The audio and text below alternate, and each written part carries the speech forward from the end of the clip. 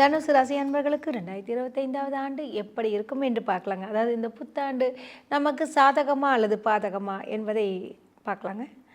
அதற்கு முன்பு நீங்கள் எப்படிப்பட்டவர் என்று தெரிந்து கொள்ளுங்கள். பொதுவாகவே தனுசு ராசி அன்பர்கள் ரொம்ப நிதானமாகவும் ரொம்ப திட்டமிட்டு செயல்படுவதில் வல்லவர்கள் என்று சொல்லலாம். எப்போதும் இந்த பிளானிங்னாலே அது உங்களுக்கு தான் பொருந்தும். இப்படி பண்ணணும் அப்படி பண்ணால் இந்த செஸ் மோடெல்லாம் பயங்கர பக்காவாக இருக்கும். அந்த அளவிற்கு தனுசு ராசிக்காரங்க ரொம்ப கீனாகவும் பக்காவாக செய்யக்கூடிய ஒரு ராசி எது என்று பார்த்தீர்கள் என்றால் அது தனுசு ராசி அன்பர்களுக்குத்தான் பொருந்தும்.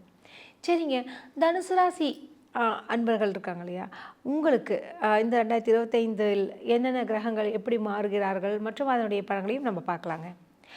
தனுசு ராசி அன்பர்களுக்கு பார்த்திங்கன்னா 7.5 எங்களுக்கு முடிஞ்சிருச்சுங்க. ஆனால் எங்களுக்கு 7.5 முடிஞ்ச மாதிரியே தெரியலைங்க. ஒன்றுமே நல்லா நடக்கல அப்படின்னு நிறைய பேர் புலம்புறாங்க. நிறைய பேர் நான் கேட்டிருக்கேன் நிறையா தனுசு ராசி அன்பர்களுக்கு. அதனால் அவங்கவுங்க ஜாதகம் நான் ஏற்கனவே சொல்லியிருக்கேன். அவங்கவுங்க ஜாதகத்தில் சனி பகவானுடைய நிலை, குருவோடைய நிலை, இப்போ என்ன தசாபுத்தி, என்ன லக்னங்கள் என்பதை பொறுத்தும் உங்களுடைய ராசியினுடைய அந்த காலகட்டங்களில் பலன்கள்லாம் மாறுபடக்கூடிய நிலை உண்டுங்க. சரிங்க, உங்களுக்கு இப்போ சனி பகவான் எங்கே போகிறாரு எங்கேருந்து அப்படின்னு பார்க்கும்போது 3வது இடத்துலேருந்து 4வது இடத்திற்கு செல்வதால் உங்களுக்கு அர்த்தாசிரம சனி ஆரம்பம் தான். சரி, அடுத்தது பார்த்திங்கன்னா இந்த குருவோட நிலை அப்படின்னு பார்க்கும்போது களத்திர ஸ்தானத்துக்கு குரு பகவான் வராங்க. ஸோ உங்களுடைய ராசியினுடைய அதிபதியாகிய இந்த குரு பகவான் உபஜயஸ்தானம் என்று சொல்லக்கூடிய ருண ரோக சத்துருஸ்தானத்தில் இருந்து அவர் களத்திர ஸ்தானத்திற்கு மாறுவதால் நிச்சயமாக பல விதங்களிலும் தங்களுக்கு ஏற்றங்கள் உண்டு. திருமணமாகாத அன்பர்களுக்கு நல்ல ஒரு திருமண வாய்ப்பு இருக்கும். ஏன்னா குருவெலாம் மறைஞ்சதுனால தான் உங்களுக்கு அந்த டிலே ஆகிருக்கும். இந்த திருமணம் சம்மந்தப்பட்ட விஷயங்களும் சரி, நிறைய விஷயங்கள் பார்த்துருந்தீங்கனாலே இந்த இப்போ வரா மாதிரி இருக்கும், அதெல்லாம் தள்ளி போயிட்டே இருக்கும். அதெல்லாமே உங்களுக்கு நீங்கக்கூடிய ஒரு காலகட்டமாக இருக்குது. ஆனால் அந்த சனி பகவானுடைய கிரகத்தினுடைய தன்மை மட்டும் கொஞ்சம் மாறி இருக்குது. என்ன காரணம் உங்களுக்கு அர்த்தாசிரம சனினா பெரிய அளவில் பாதிப்புகள் ஏற்படாது.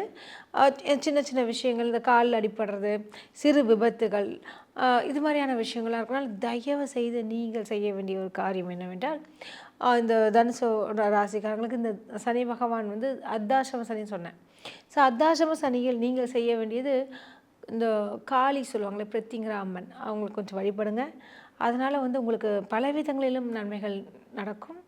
ஏன்னா பொதுவாகவே இந்த தைரியத்திற்கு உண்டான ஒரு சுவாமி என்றாலே பிரத்திங்கிற காளியம்மன் தான். ஏன்னா நீங்கள் உங்களுக்கு தைரியம் வந்தாலே எல்லா லட்சுமியும் நமக்கு வீடு தேடி வரும் என்று சொல்லுவாங்க. ஸோ நீங்கள் வெள்ளிக்கிழமை அன்றும் ஞாயிற்றுக்கிழமை அன்றும் வரும் அந்த ராகு காலத்தில் ஏதோ ஒரு நாள் போயிட்டு வந்தால் கூட பரவாயில்ல. இந்த பால் முட்டையெல்லாம் புற்றுக்கோவிலுக்கு போடுங்க. அதே மாதிரி இந்த அம்மனுக்கு இந்த மிளகாய் இருக்கு இல்லையா, அதெல்லாம் சுவாமிக்கு போய் சாத்துங்க. நல்லதே நடக்குங்க, நம்புங்க. நிச்சயமாக பல விதங்களில் உங்களுக்கு ஏற்றங்கள் உண்டு. இந்த 2025வது ஆண்டு மிக சிறப்பாக அமைய வாழ்த்துக்கள்.